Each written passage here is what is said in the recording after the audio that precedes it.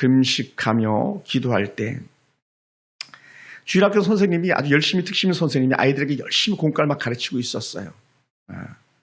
뭐 얼마나 귀하겠습니까, 선생님들이.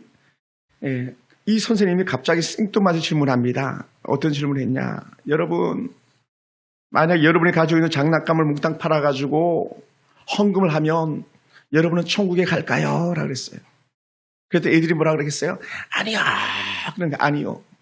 두 번째 다시 질문합니다. 그럼 여러분 열심히 교회에 와서 여기저기 구석구석 청소를 잘하면 천국에 갈까요? 구석구석 청소하는 거. 오늘 여러분 오후에 구석구석 청소할 텐데 제가 광고하지 않았었습니다만 천국에 갈까요? 구석구석을 청소한다고 천국에 갈까요? 요즘 애들이 얼마나 똑똑한지 몰라요. 아니요. 그러니까 세 번째 다시 질문합니다. 그럼 여러분 집에 강아지도 있고 고양이도 있죠. 그럼 강아지를 열심히 돌보고 고양이를 사랑하면 천국에 가겠습니까? 라고 물어봤어요. 그랬더니 아이들이 더 크게 아니요 라고 외치는 거예요. 아니 그러면 여러분 어떻게 해야 천국에 가겠습니까? 라고 그래요. 여러분 어떻게 하면 천국에 가겠습니까? 아이들은요 역시 아이들이에요. 선생님 죽어야 갑니다. 죽어야 간다고. 천국은 죽어야 가는 것인데 죽기 전에 천국 갈 은혜가 우리가 있길 원합니다.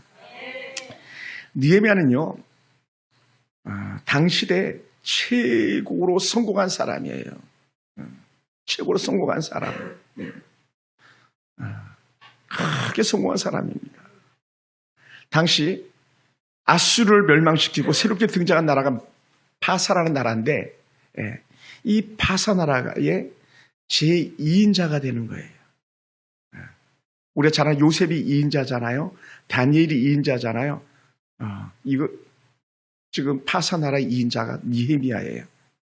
그래서 느헤미야는요 2인자였으니 누구보다도 권력이 세고 힘이 있고 부유한 그런 삶을 살 수 있는 사람이에요. 그리고 느헤미야는요 자기가 가지고 있는 큰 지위, 많은 부유한 그 부귀와 영화들 그 어느 것 하나도 포기할 수가 없는 거예요. 여러분들도 그렇잖아요. 포기할 수가 없어요. 자기 신상에 손해가 될 일을 하지 않는 사람이에요. 최근에 정치인 제일 떠오르는 정치인 중에 하나 한 장관이 법무부 장관이 자기 신상에 손해되는 말은 단 한마디도 안 하잖아요. 그게 지혜거든요. 근데 지금 느헤미야가 사실 그런 사람인데 손해볼 일, 손해볼 삶을 살지 않아야 될 사람인데 그는 그렇게 살지 않을 만한 충분한 사람인데도 불구하고 손해볼 일을 감당합니다. 당시 느헤미야 신부는요 바벨론 포로로 끌려간 2세예요. 남유다가 멸망해서 포로로 끌려갔는데 거기서 정착한 부모들이 낳은 아이입니다. 그러니까 2세예요. 그러니까 여러분 2세들이 주류사회에 들어간다는 건 거의 뭐 바늘구멍에 들어가는 것 같은 약대가 바늘구멍에 들어가는 같은 그렇게 어려운 일입니다. 그런 그가 힘겹게 얻은 지위와 부귀와 삶의 윤택함을 갖다가 한 방에 날려버릴 수 있는 그런 꿈을 갖고 그러한 기도를 하기 시작하는 거예요. 여러분 지금 느헤미야가 있는 그 도시나 예루살렘과의 그 도시의 거리가 무려 1,500km나 된다는 거예요. 1,500km면요 서울을 왔다 갔다 한 4-5번은 해야 되는 그러니까 400km니까 5번은 왕복 이렇게 하려면 이제 2번 반입니다만 그 정도 거리예요. 아주 말로 하면 아주 먼 거리에 떨어져 있는 거죠. 그런데도 불구하고 그렇게 멀리 떨어져 있는 예루살렘만 생각하면 가슴을 치는 거예요. 가슴을. 그리고는 그 예루살렘을 위해서 가슴을 치다 보니까 뭐가 나오냐면 계속해서 기도가 나오고 그 일 때문에 금식하며 작정하여 기도하기 시작하는 거예요. 그리고는 하나님 내가 예루살렘 때문에 쓰임받게 도와주시옵소서. 예루살렘 때문에 쓰임받게 도와주시옵소서 기도합니다. 그리고는 형제 하나님을 갖다 예루살렘에 보내가지고 돌아와서 얘기를 듣는데 얼마나 정말 마음이 아픈지 몰라요. 그러니까 하나니가 예루살렘 성에 대해서 얘기를 할 때에 막 너무 슬퍼가지고 엉엉 우는 거예요. 울어요. 우는 거예요. 너무 힘들어가지고. 그의 눈물은요, 사실 이런 의미를 가지고 있어요. 여러분 어떤지 모르겠습니다만은, 똑같은 쇳덩어리가 있는데요. 쇳덩어리가 있는데 어떤 쇳덩어리는 잘 쓰임 받아가지고 닳아서 없어지는 쇳덩어리가 있는 반면에 어떤 쇳덩어리는 그냥 구석에 처박아놔가지고 쓰지 않아가지고 녹슬어서 사가서 없어지는 그런 쇳덩어리가 있어요. 그런데 이 느헤미야는요, 잘 쓰임 받다가 이슬처럼 사라진 한이 있더라도 잘 쓰임 받다가 닳아서 없어지는 그런 새가 되기를 원하는 사람입니다. 그런 하나님의 사람이 되기를 원하는 사람입니다. 할렐루야. 하나님이 세운 사람, 하나님이 세운 지도자들은요, 그러다 보니까 어떻게 돼요? 이 느헤미야는 주변에 아주 민감한 거예요. 지도자는요, 민감한 반응을 나타내는 사람인데 느헤미야는 아주 탁월한 민감을 가졌습니다. 그래서 하나님 쓰시는 사람은요, 너나 할 것 없이 주변을 잘 돌아보는 사람입니다. 그리고 하나님의 사람은요, 주변의 필요를 채워주는 사람이에요. 반면에요, 악한 사단이 쓰는 인간들은요, 교회를 헐고 가정을 헐고 시대를 갖다가 역행하게 만드는 그런 인간들도 있어요. 근데 느헤미야는요, 정반대예요. 정반대. 하나님 앞에 귀하게 쓰임받는 거예요. 귀하게. 그 영적으로 아주 민감하다 보니까 어떻게 돼요? 예루살렘 성을 생각해서 눈물 뿌리며 통곡하며 기도할 수가 있는 거예요. 여러분, 만약에요, 남편이 너무 있는데 아내는 룰랄라 노래 부르겠다 생각해 보세요. 그건요, 아내 아닐지도 몰라요. 돈 보고 결혼했을지도 몰라요. 반면에 남편도 마찬가지예요. 아내는 그냥 너무 힘들어가지고 막 아이들 키우기 힘들고 가정 살림하기 힘들어가지고 막 울면서 그냥 힘에 겨우 하는데, 남편은 그거 네가 할 몫이니까 밀어버린다면요, 그 남편은요, 엎느리만 못할지도 몰라요. 느헤미야는요, 그 수많은 사람들의 필요를 충분히 공감했고 수많은 사람들의 필요를 갖다 채워주길 원하는 그런 마음을 가지고 있는 참 좋은 지도자입니다. 그래서 성경 속에 나오는 최고의 좋은 지도자의 모델이 바로 누구냐? 느헤미야예요. 느헤미야는 정말 좋은 지도자의 교과서 인물입니다. 사랑하는 성도 여러분, 우리가 영적인 분별을 잃고 사는 사람들을 볼 때요, 어떻습니까? 주변을 돌아보지 못합니다. 근데 주변만 돌아보지 못하는 게 아니라 자기 인생이 좀 먹고 있으면 갖다 그것조차도 알지 못하는 거예요. 알지 못해요. 그러니까 영적으로 민감하고 깨어있는 사람은요, 자신이 지금 무슨 일을 하고 있고 자신이 지금 어디를 향하여 방향을 정하고 가고 있는데 그걸 알아요. 근데 영적으로 둔감한 사람들이 그걸 몰라요. 그러니까 계속 헛말하는 거예요. 헛생각하고 있는 거예요. 그러니까 노를 치는데 앞으로 가려고 노를 줬는데 뒤로 가고 있는 그런 인생들이 있어요. 하나님께서는 하나님을 위해서 일할 사람을 찾습니다. 하나님의 일에 대한 깨달음이 있는 사람을 찾습니다. 하나님께서 원하시는 일의 분별력을 갖는 사람을 찾습니다. 오늘 그것이 저와 여러분 되길 주님을 축원합니다. 할렐루야, 할렐루야. 하나님께서는 하나님의 일을 위해서 헌신한 사람들에게 언제든지 관심을 가지고 계시는 거예요. 그러니까 막 이 느헤미야가 울고 아버지 앞에 통곡하며 기도하니까 어떻게 하나님의 관심이 어디로 쏠려요? 느헤미야에게 쏠리는 거예요. 1인자 왕이 아니에요. 1인자 파사 왕이 아니에요. 바로 느헤미야에게 하나님의 마음이 움직이는 겁니다. 하나님께서는 느헤미야처럼 예루살렘 성의 회복을 원하는 그런 분이셨어요. 예루살렘의 회복을 갖다가 느헤미야만 애통하면서 울고 회복을 바랬던 것이 아니라 하나님도 예루살렘 성의 회복을 원했어요. 다른 말로 이런 거예요. 하나님도 여러분의 남편들의 변화를 기대하고 계세요. 하나님도 여러분의 아내들을 갖다 변화되기를 기대하고 계시는 거예요. 자녀들도 마찬가지예요.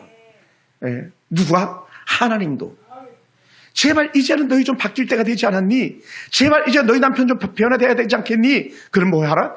기도해. 너의 눈물을 보여봐라고 말씀하시는 거예요. 하나님이 예루살렘의 회복을 바라시는 하나님입니다. 느헤미야 역시 마찬가지 예루살렘의 성벽 재건과 성전의 회복을 바라는 느헤미야였었습니다. 그러다 보니까요, 하나님께서 그래, 내가 다시 예루살렘 성을 회복시켜줄게 하면서 예루살렘 성벽 재건을 위해서 느헤미야를 쓰신 하나님, 예루살렘의 성전을 회복을 위해서 이미 다 불타버린 예루살렘 성전이거든요. 580년에 완전히 다 불타버리고 사라져버렸거든요. 그런데 이 예루살렘 성전을 회복하기 위해서 새롭게 세우기 위해서 스룹바벨이라는 사람을 세웁니다. 그리고 어떻게 돼요?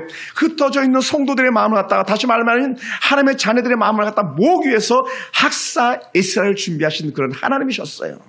할렐루야, 할렐루야. 사랑하는 성도 여러분, 느헤미야는요, 그러다 보니까 어떻게 맡은 일에 성실히 책임을 다하는 거예요. 왜요? 하나님께서 예루살렘 성벽 재건을 위해서 택한 자가 느헤미야였기 때문에 그래요. 느헤미야는요, 바사국에서 2인자라고 했잖아요. 그렇게 얘기하는 이유가 뭐냐면 최고의 권력을 가지고 있는데 어떤 권력을 가지고 있냐? 왕의 생명을 좌지우지할 수 있는 그런 권력을 가지고 있는 거예요. 그걸 쉽게 얘기해서 술 맡은 관원장이라고 말하는데 사실 술 맡은 관원장은요, 왕의 모든 것을 통찰해서 책임지는 그런 사람이에요. 예. 왕의 경호, 왕의 먹는 음식, 왕의 술, 모든 것을. 예. 그러니까 왕국에서 일하는 모든 일에 대한 최고적인 책임은 누구에게 있냐? 예. 관원장이라고 말하는 이 느헤미야에게 있는 것이죠. 예. 그러니까 사람들은요, 느헤미야가 엄청나게 부러웠을 거예요. 예. 얼마나 부러웠겠어요. 그만큼 느헤미야의 지위는요, 높은 지위였고 높은 권세를 가지고 있는데 그것은요, 아무것도 아닌 것처럼 여겼죠. 사랑하는 성도 여러분, 이런 느헤미야의 높은 지위를 하나님께 허락하신 이유가 있는데 그게 뭐냐는 거예요. 이유가 있어요. 하나님께서 여러분을 세우신 이유가 있어요. 그 알면 쓰임받는 거예요. 모르면요, 버림받는 거예요. 하나님의 깊은 계획은 느헤미야를 통해서 일하고자 했던 뜻이 있었던 것이죠. 그리고는 이 느헤미야를 통해서 예루살렘 성벽 재건을 꿈꾸었던 하나님이시기 때문에 느헤미야를 쓰시는데 느헤미야의 어떤 모습을 보고 쓰셨냐? 그것은요, 느헤미야서 전체를 보면 그는 성실합니다. 근면합니다. 책임감이 있습니다. 지혜가 뛰어납니다. 사리 분별력이 강합니다. 그러니까 이런 모습을 하나님께서 느헤미야를 통해서 보시고 그를 예배해서 쓰시는 거예요.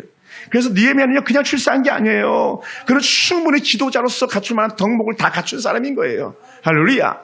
그러므로 저는요, 제가 때론 부족할 때 내가 부족한 사람이야 라고 이렇게 여기기도 해요. 느헤미야는 그런 사람이 아니었죠. 여러분, 관직이 높아질수록요, 일이 많아질수록요, 얼마나 힘이 든지 모릅니다. 책임이 크면 클수록 뭐 하고요? 지위가 높다는 거예요. 할 일이 많다는 거예요. 느헤미야가 바로 그런 사람이거든요. 그래서 그 느헤미야는요, 왕이 자신만 쳐다보고 있는 듯 하니까 어떻게 돼요? 잠시도 왕국을 비울 수 없고 왕의 곁을 떠날 수 없는 사람이에요. 그러니까 왕 곁에 찰금을 붙어 있어야 될 사람이 바로 이 술 맡은 관원장 이 느헤미야인데 그는 엉뚱한 생각을 하는 거죠. 사랑하는 성도 여러분, 느헤미야가요, 한눈을 파는 순간에 왕의 생명이 날아간다 그랬어요. 왕의 생명만 날아가는 것이 아니라 나라도 망할 수 있어요. 그만큼 중요한 지위를 갖고 있는 거예요. 그러니까 어떻게 느헤미야 같은 사람은요, 딴 생각해서는 안 되는 사람이죠. 우리가 겉으로 보기에는. 그런데요, 하나님은 이런 느헤미야를 통해서 일하기를 원하시는 거예요. 하나님은 우리에게 일을 맡기실 때 우리 역시 어떤 일인지 결코 소홀히 할 수 없잖아요. 그런 것처럼 느헤미야도 그런 사람인데 그런 사람을 갖다가 하나님께서 적합하게 여기시고 예루살렘 성벽 재건을 해서 쓰기를 작정하시는 거죠. 여러분, 하나님 우리가 할 수 있는 최상의 일을 주셨기 때문에 우리는요, 뭐라고요? 하나님의 일을 소홀히 할 수가 없는 거예요. 할렐루야. 여러분, 직분은요, 하나님의 일을 소홀히 할 수 없는 사람들에게 주신 것들이거든요. 여러분, 집사라는 직분은요, 뭐 굳이 말한다면 종과 같은 그런 신분이에요. 무엇을 위한? 주의 일을 위한. 그러니까 그걸 소홀히 할 수가 없는 거예요. 소홀히 할 수가 없어요. 왜냐하면 그 일을 소홀히 하는 순간에 첫째는 자신의 목이 날아갈 수도 있고요. 두 번째는요, 일들이 진행되지 않는 거예요.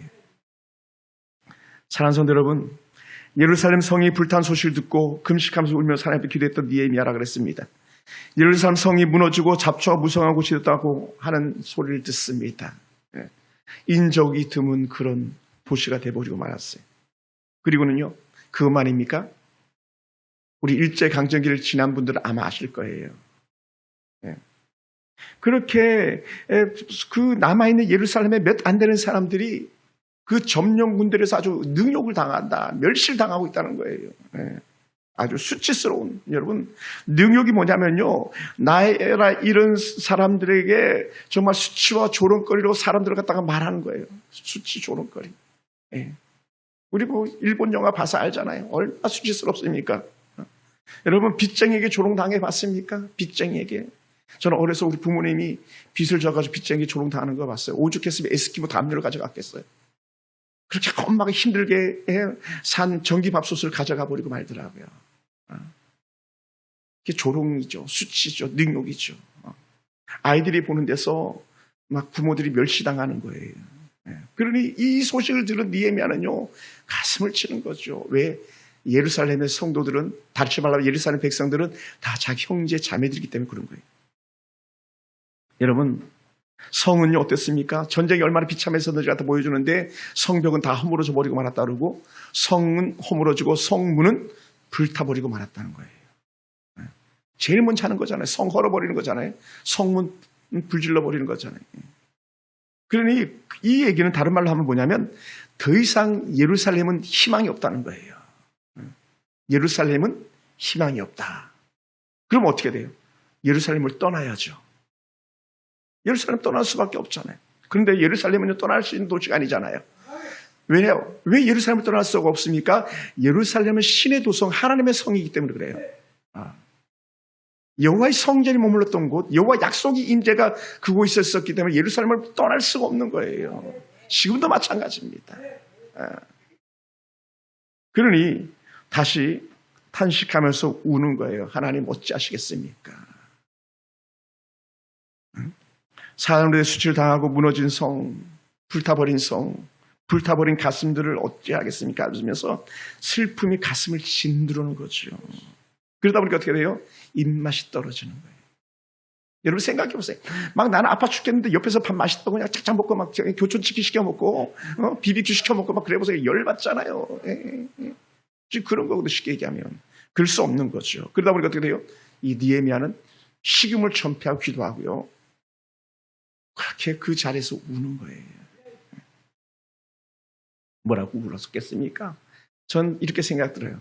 하나님 살려주세요. 하나님 살려주세요. 하나님 다시 회복시켜주세요. 다시 회복시켜주세요. 느헤미야는 자신의 직업, 자신의 본분을 잊고 금식하며 통곡하며 기도했습니다. 백성들의 죄를 회개하면서 하나님께 길을 열어달라고 기도했습니다. 죄 지은 놈들은 저놈들인데 저들의 죄를 용서해달라고 우는 건 느헤미야였어요. 여러분, 죄 지은 놈은 남편 놈인데 기도하고 통곡하는 건 누구예요? 아내인 거죠. 지금 예루살렘이 그런 거예요. 우리 성도들은 그러지 않겠습니다만은. 그러니까 계속 우는 거예요. 한없이 눈물 나오는 거예요. 지난 금요일도 제게 계속 그런 마음이, 하루 종일 마음이, 불렀던 찬양 특송하면서 연습하면서 이렇게, 나는 믿노라.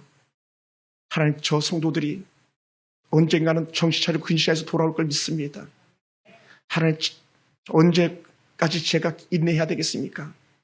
언제까지 듣지 않겠습니까? 하나님, 그럼에도 나는 믿겠습니다. 예루살렘 회복을 꿈꾸면서 하나님 기도했던 느헤미야처럼 나는 믿고 기다리겠습니다. 라는 거예요. 할렐루야, 할렐루야, 할렐루야.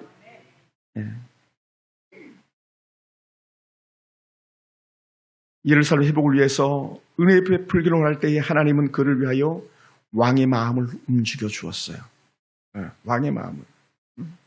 평소 책임을 다하고 평소 섬김을 다하던 느헤미야의 표정을 읽어내는 그런 왕이었어요. 근데 그날은 달랐거든요. 얼굴이 수축했거든요. 말투가 달라졌거든요. 근데 왕의 마음을 움직이셨어요. 하나님은. 그런 느헤미야를 알아보게 하셨어요. 사랑하는 성도 여러분, 하나님은 어떤 사람입니까? 하나님은요, 하나님의 사람은 하나님의 일을 생각하고 울 수 있는 사람을 하나님의 사람이라고 말하는 거예요. 하나님의 사람은요, 성전의 모양을 보고 울 수 있는 사람을 갖다가 하나님의 사람이라고 말해요. 하나님의 사람은요, 성전의 회복을 바라보면서 울며 금식하며 기도하는 사람을 갖다 하나님의 사람이라 말하지, 담임 목사님은 금식하고 울며 기도하고 있는데 목사님 다 교촌 치킨 갑니다, 나 맥주집 갑니다, 호프집 갑니다 하면서 차량 달려가지고 막 그런 인생은요 하나님의 사람이라고 말할 수가 없어요. 느헤미야에게 그런 거죠 지금. 그러니까 느헤미야를 하나님께서 들어 써주시는 거예요. 계속. 할렐루야. 누가요 자식이 아파서 우는데 난청 부릴 수 있는 엄마가 있겠습니까? 그럼요 나쁜 엄마죠. 가짜 엄마죠. 여러분 생각해 보세요. 예? 그런 경험이 없길 원합니다만은 만약 여러분 아들 딸들이 암병이 걸렸을 때에 좋다고 가서 수인아프 마시고 놀고 있을 엄마 아빠가 세상에 어디 있겠습니까? 그런 엄마 아빠는 없어요. 하물며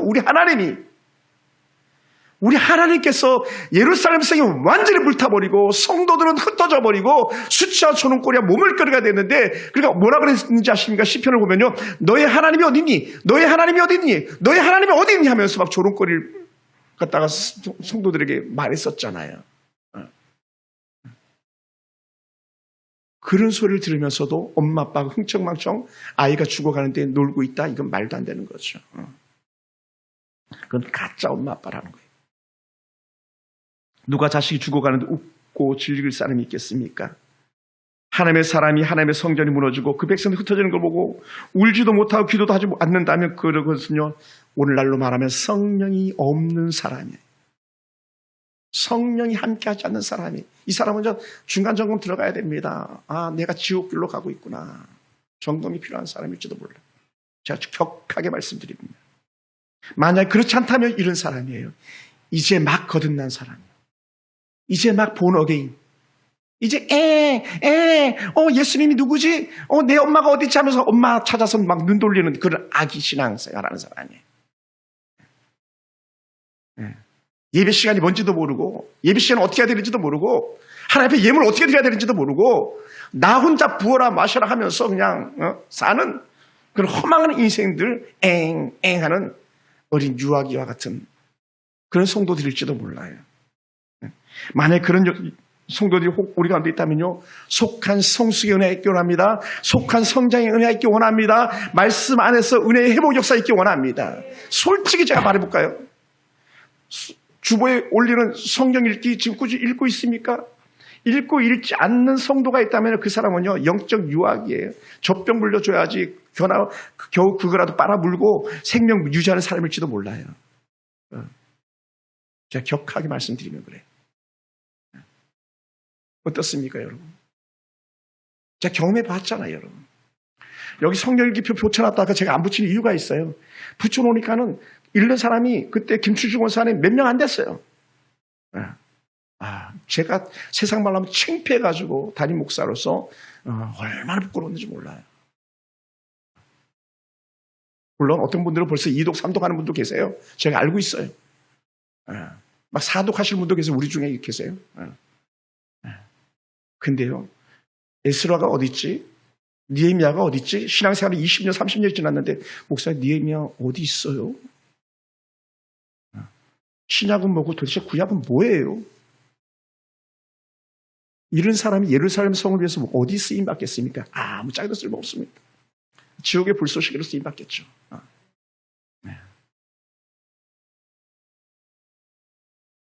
그래 느헤미야가 우는 거예요. 그 사람들 보고, 그 성을 보고, 그 교회를 보고, 그 담임 목사님 저 같은 사람 보고 우는 거예요. 살려달라고. 그런 느헤미야는요 예루살렘 회복을 위해 결단합니다. 금식하면서 부르짖는 기도의 마지막은요 하나님을 향한 헌신이었어요. 그러면 그는 예루살렘의 성의 재건과 예루살렘 성전을 다시 세우고 회복시키는데 헌신할 것을 맹세합니다. 목숨을 걸어요. 예루살렘의 회복을 위하여 기도하다 보니 자신이 그 일을 해야겠다고 생각한 겁니다. 그래서 그가 담대하게 왕 앞에 말하기 시작하는 거예요. 하나님, 내가 가겠습니다. 하나님, 내가 가서 무너진 예루살렘 성을 쌓겠습니다. 하나님 주신 물질과 하나님 주신 권력을 사용해서 내가 예루살렘 성벽을 회복하겠습니다. 예루살렘 성을 회복하겠습니다라고 결단하는 거예요. 그리고 생명 걸고 왕 앞에 보내주세요라고 말하는 거예요. 보내주세요. 제가 오래전에 설교할 때 한번 예를 들어서 말씀드린 적이 있었는데 저희 할아버지는요 정말 쫌생이었어요. 짠돌이 중 상짠돌이었어요. 큰아버지가 당시 경찰 공무원이었을 때에 돈을 갖다가 막 경찰 부패 경찰들은 돈을 얼마나 많이 갖고 왔겠어요. 1960년대 70년대니까요. 그리고 그걸 항아리에다 돈을 넣어놨다는 그 항아리에다 넣어놓고 땅에다 묻어놨다는 거예요. 그걸 갖다가 그랬더니 다 썩어버렸어요. 다. 옛날은 종이질이 안 좋잖아요. 다 썩어버렸다는 거예요. 여러분, 하나님을 위해서 물질을 주셨는데 하나님을 쓰지 않고요. 여러분 나름대로 써보세요. 하나님 벌금으로 다 때려버리십시오. 하나님 다 존먹어버리십시오. 하나님 다 걷어가십시오. 이렇게 느헤미야가 얘기했었을지도 몰라요. 근데 정말로 예루살렘 성이 망했다가 자신의 것을 다 내어놓는 순간에 예루살렘 성이 회복되기 시작하는 거예요. 할렐루야. 누구 때문에? 목숨 걸고 자신을 내어놓는 사람 느헤미야 때문에 회복되기 시작하는 거예요. 할렐루야. 할렐루야.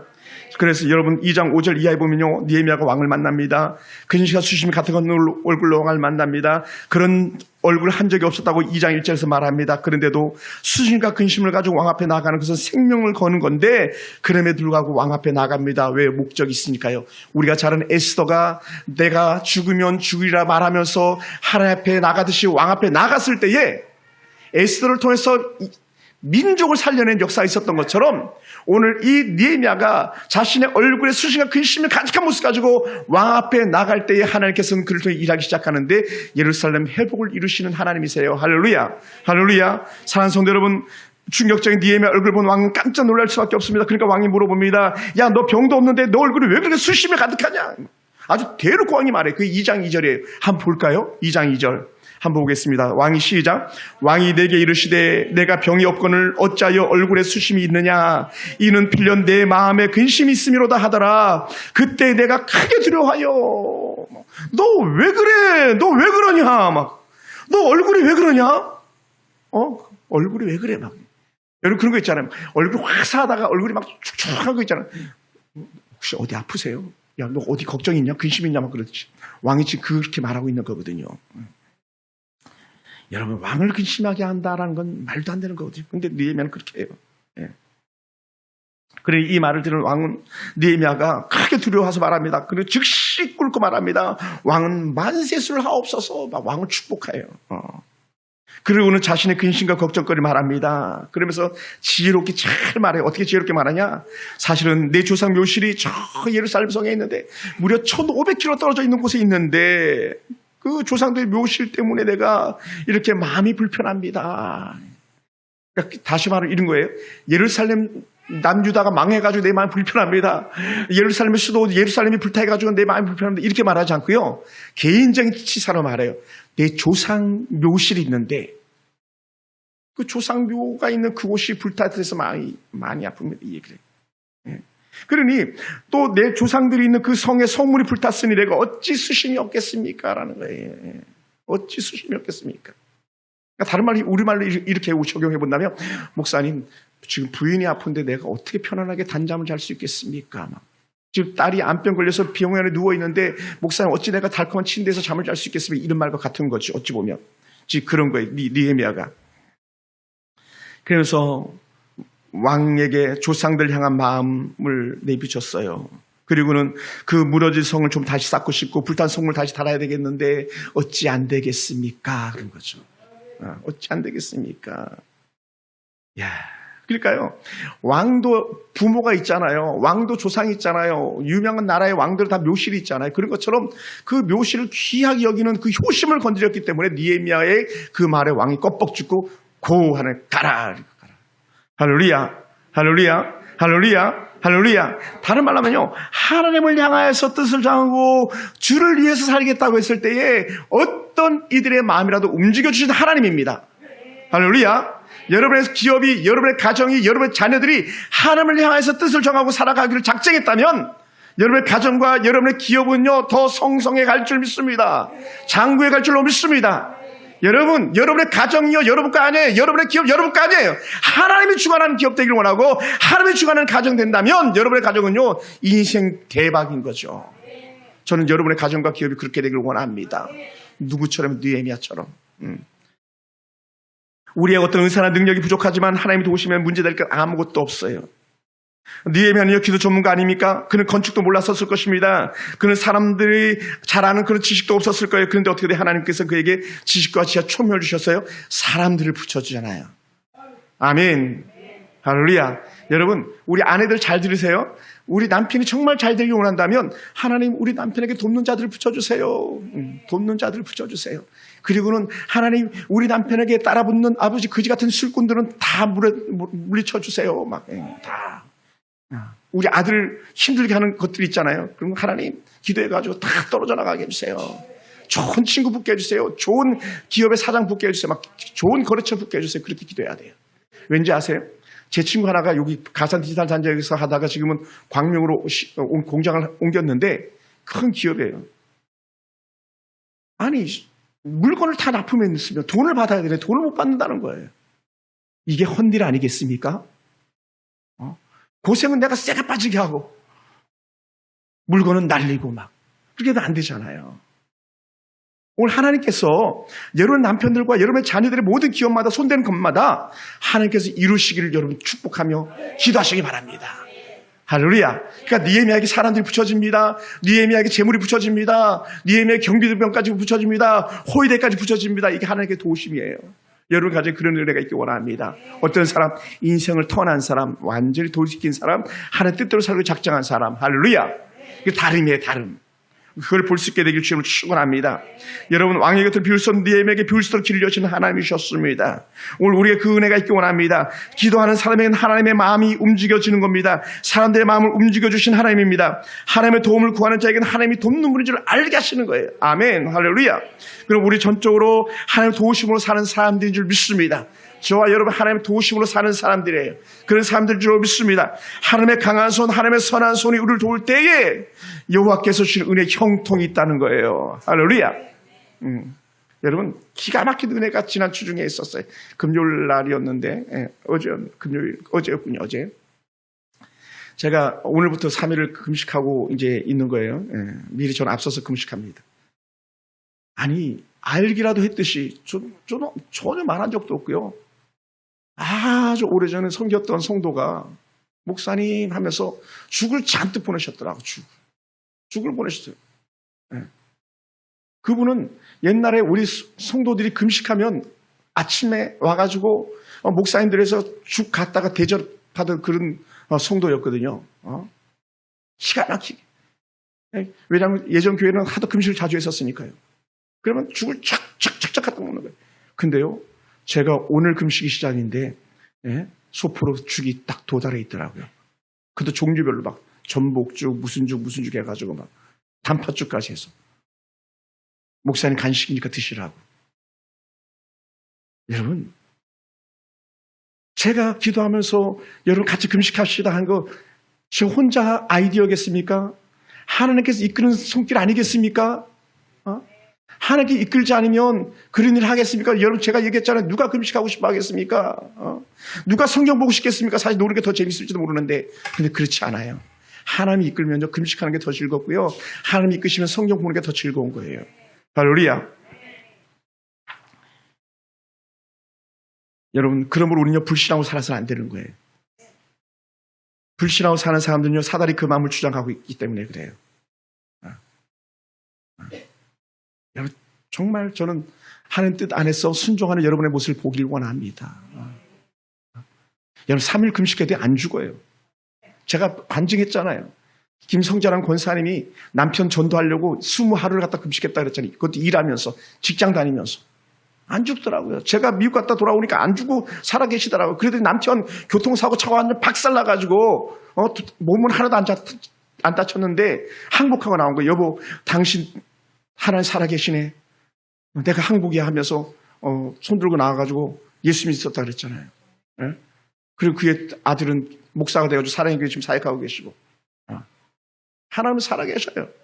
그냥 하는 게 아니에요. 하나님 이끄심이 있습니다, 여러분. 그러니까 자신의 쾌락을 위해서 마음 쏟지 마시기 바랍니다. 여러분 육신의 쾌락 때문에 돈 쓰지 않게 되기를 원합니다. 할렐루야. 그것은요 결국 파멸의 구덩이에 가다가 돈을 쳐넣는 거예요. 자기가 빠질 함정에다가 함정을 만드는 데다가 돈을 막 쏟아붓는 거예요. 자기가 죽을 함정에 자기가 돈을 쏟아부어놓는 거예요. 그런 어리석은 자가 어디 있겠습니까?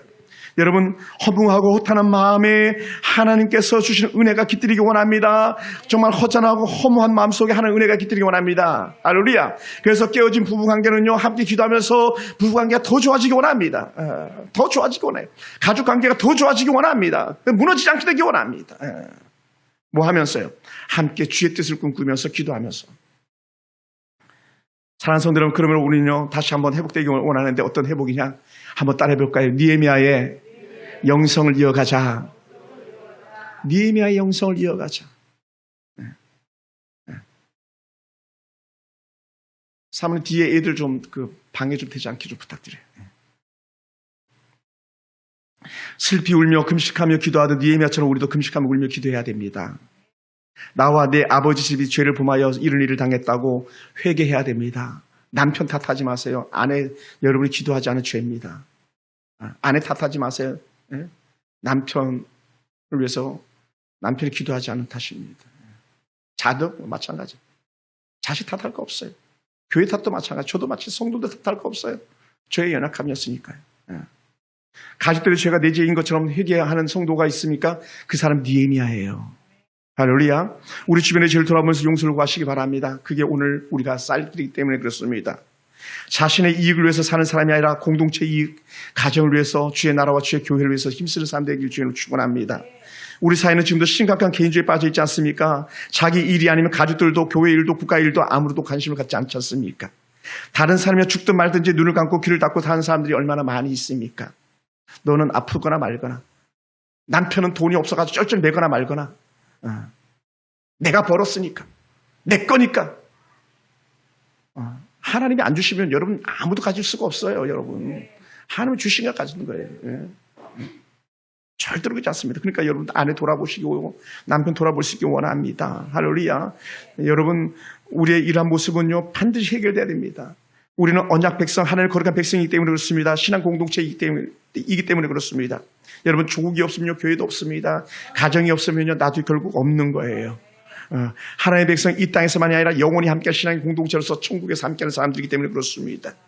여러분 특별히 내 신앙만이 아니라 주변의 신앙을 살펴서 돌보아 주어야만 합니다. 할렐루야. 제가 누차 얘기했잖아요. 절대로 불신자와 짝을 하지 말라고. 불신자와 멍에를 같이 맺지 말라고. 결국은 후회하게 돼 있는 거예요. 다 후회합니다. 특히 남자들은 안 믿는 여자 만나잖아요. 안 됩니다.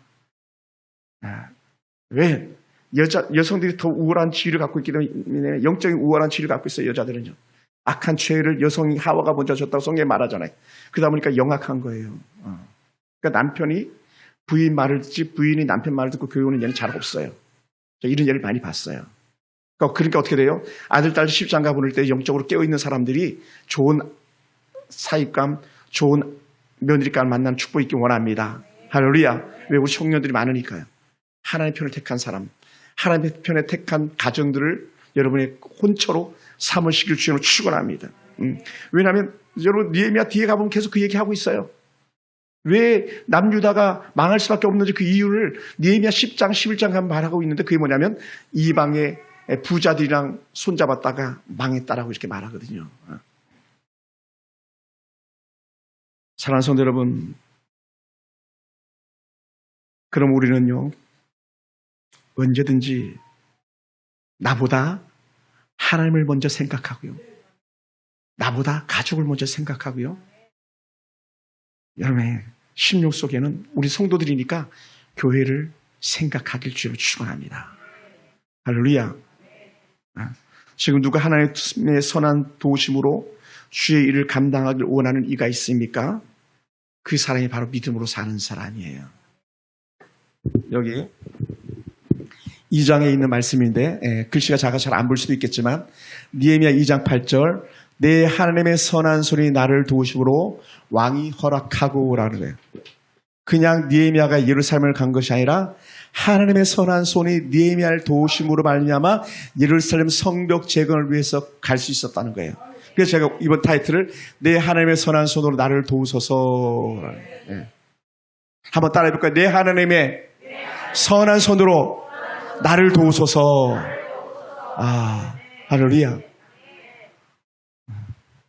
제게 이 은혜가 필요해요.